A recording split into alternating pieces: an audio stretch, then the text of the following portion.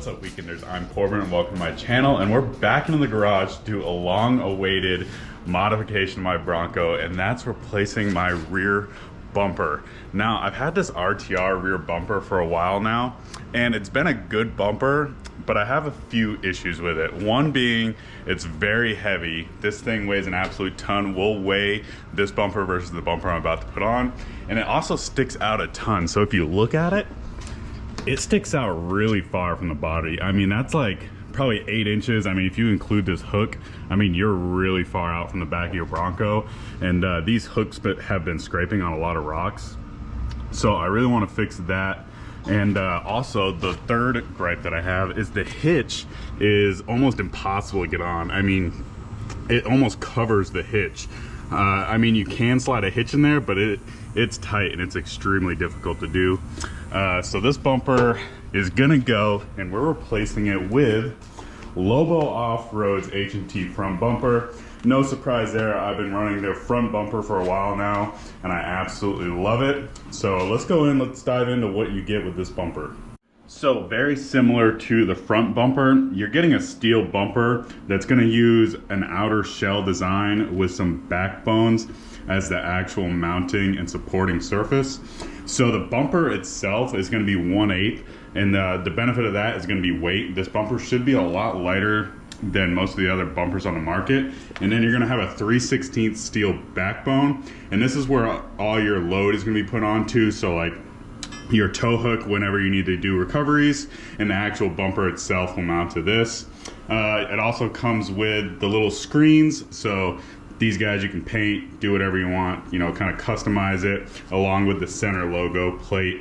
I would be curious to see in the future if they add light options. I could definitely see room to put like little chase lights in there. That would be kind of cool. Like I said, you get the little center plate for your logo there in the middle. You can customize that, you know, spray paint it, whatever you want to do. And you also get your hardware. So this is reverse sensor capable. So it does have your cutouts for your sensors. So you can either get the little adapter plugs or just the cap plugs. My Bronco does not have sensors, so I just have the caps. And then along with your hardware. And that's pretty much what you're gonna get with the H&T rear bumper from Lobo. So let's go jump into it. We're gonna take off this old bumper, and then we'll start installing this guy.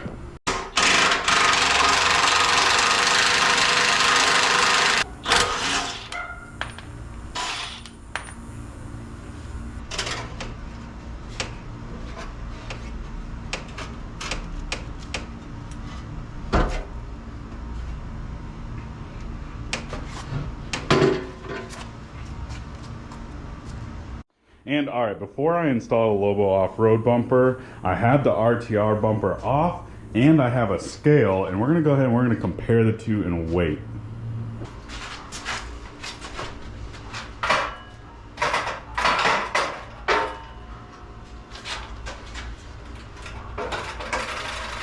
£80.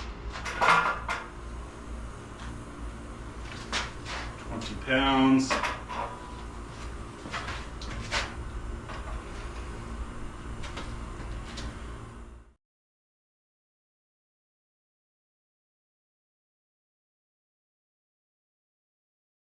Okay, so I got one of the backbone brackets installed.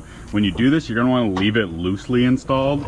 And before you go ahead and install this, make sure that you tap on these nut plates. There's gonna be one on top, one off to the side, one that's gonna go through this little bracket right here. And then there's also one that's gonna go inside the frame rail here. So once you get all that, you know, tapped on with a hammer, you're gonna go ahead and just loosely install it on here. And you can kind of see you're gonna be reusing the factory nut plates that are inside your frame rails. So make sure that you don't lose these when you take off your factory bumper, because you will be reusing them. So I'm gonna go ahead, we're gonna install this other side, and then we'll go ahead and put the shell of the bumper on.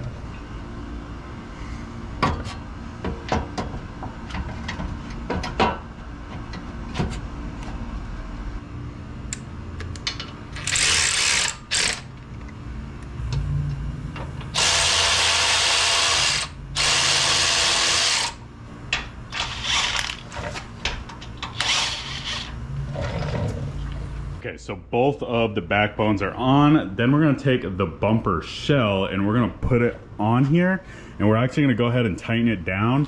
And then once this is on, we'll be able to adjust the bumper the way that we need it to, and we'll be able to tighten up these bottom bolts, and that will suck everything into place. Then we can take off the shell of the bumper one last time, put everything back together, and then put it on, and we should be done. So let's go ahead and put that on.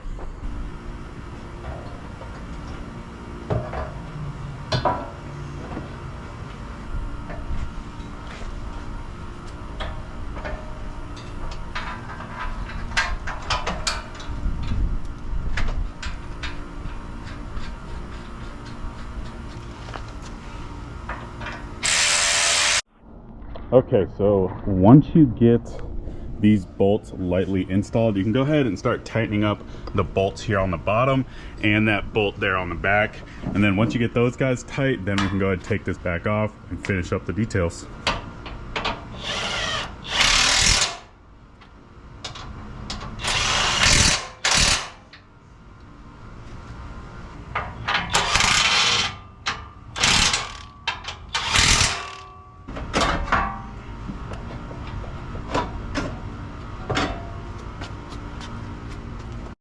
All right, now we can go ahead and get the finishing touches on this guy. I'm gonna put on these little cover plates and a little side mesh with the little Allen screws, put in the plugs, and then we'll install it for the last time.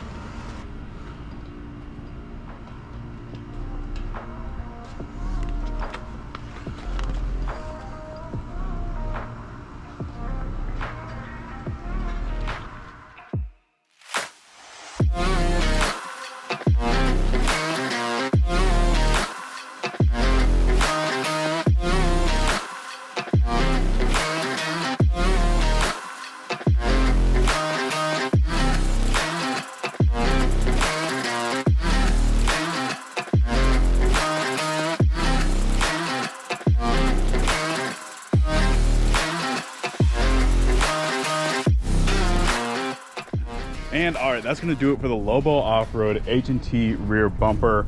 Now just, I mean, first day with it, I mean, it's exactly what I wanted. It's super close to the body. I mean, you can't really get much tighter to the body without doing a frame chop than this, especially compared to that RTR rear bumper that stuck out super far. Speaking of RTR rear bumper, I mean, that guy came in at about 80 pounds, and this one comes in at about 50. I mean, that's a big weight saving, especially for the Bronco. They do not like a lot of weight on the rear end. They start to sag super easy. So this is going to be super good for my Bronco moving forward. This bumper looks absolutely amazing. It's almost too high clearance to the point where like this little fender liner plastic sticks lower than the bumper, it seems. Not a big deal, I can just trim that. But man, this bumper looks super good. I love the look, I love the backbone construction, love how tight it is, and I think it's gonna be awesome. So that's gonna do it for the install. I hope this helped you guys out with your install for your Lobo rear bumper.